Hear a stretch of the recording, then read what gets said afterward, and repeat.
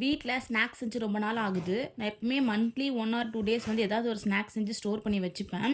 இப்போ தீபாவளி வந்தது இல்லையா ரீசென்ட்டா, அப்போ வந்து நெறைய மிச்சர், முறுக்கு இந்த மாரிலாம் நெறைய ஸ்நாக்ஸ் ஐட்டம் இருந்தது. அது கொஞ்ச நாளைக்கு ஓட்டிட்டுருந்தோம்.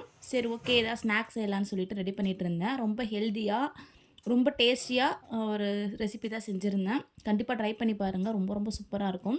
இதுக்கு வந்து நம்ம வந்து கோதுமை மாவு எடுத்துக்கலாம். கோதுமை 1 கப் எடுத்துக்கோங்க. 1/2 கப் வந்து ரவை எடுத்துக்கலாம்.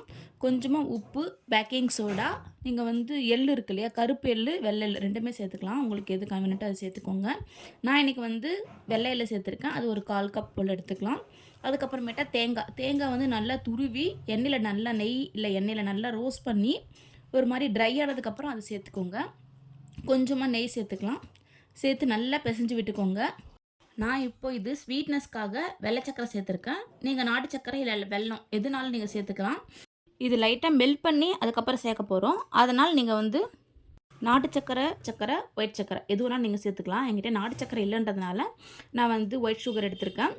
ஒரு 1/2 கப் ஒயிட் சுகருக்கு கொஞ்சமா தண்ணி விட்டு, இது வந்து பாகு மாரி ஆகணும்னு அவசியம் இல்ல. லைட்டா சர்க்கரை வந்து கரைஞ்சாலே போதும். அத வந்து அந்த மாவுல மிக்ஸ் பண்ணி நல்லா பெசஞ்சு ஒரு சப்பாத்தி மாவு பதத்துக்கு எடுத்துக்கோங்க. ரொம்ப லூஸா இருக்க வேணாம், ரொம்ப டைட்டா இருக்க வேணாம். கொஞ்சம் சாஃப்ட்டா இருந்தா தான் நம்ம வந்து ஷேப் பண்ணுறதுக்கு கொஞ்சம் வந்து ஈஸியா இருக்கும். உங்களுக்கு என்ன ஷேப் பிடிச்சிருக்கோ அந்த ஷேப் பண்ணிக்கோங்க. நான் வந்து அந்த மாவ 2ஆ ஸ்ப்ளிட் பண்ணி, நல்லா உருட்டி கத்தி இருக்கு இல்லையா? கத்தியில கட் பண்ணி ஒரு மாரி ஷேப்ல எடுத்திருக்கேன். பிஸ்கட் ஷேப்ல எடுத்திருக்கேன். உங்களுக்கு எந்த ஷேப் பிடிச்சிருக்கோ அந்த ஷேப்ல எடுத்துக்கோங்க. நீங்க ரவுண்டா கூட எடுத்துக்கலாம். உங்களுக்கு எது கன்வீனியன்ட்டா இருக்கோ, இல்ல பார்க்க எது நல்லாருக்குமோ அந்த மாரி எடுத்துக்கோங்க. நான் வந்து கத்தியில கட் பண்ணி ஒரு மாரி சின்ன பிஸ்கெட் மாரி எடுத்திருக்கேன். இந்த ஷேப் ரொம்ப நல்லா இருந்தது. இப்போ இத பொரிச்சு எடுக்கிறதுக்காக எண்ணெய காய வச்சுக்கலாம். நான் ஆல்ரெடி எண்ணெய காய வச்சு சிம்ல வச்சிருந்தேன். இது வந்து எண்ணெய் வந்து ரொம்ப சூடாகக்கூடாது. ஓரளவுக்கு நல்லா சூடா இருக்கும்போதே நீங்க போட்டிங்கன்னா தான், அது கொஞ்சம் நல்லா வேகும். உள்ளே நல்லா வேகணும். அதுக்கப்புறமேட்டு நம்ம கலரும் வந்து சேஞ்ச் ஆகக்கூடாது. அதனால நல்லா எண்ணெய் வந்து ஓரளவுக்கு சூடானதுக்கப்புறம் சிம்ல வச்சுட்டு, நீங்க இத போட்டு நல்லா ஃப்ரை பண்ணி, லைட்டா கலர் ப்ரௌனிஷ் கலர் வர வரைக்கும் ஃப்ரை பண்ணி எடுத்துக்கோங்க.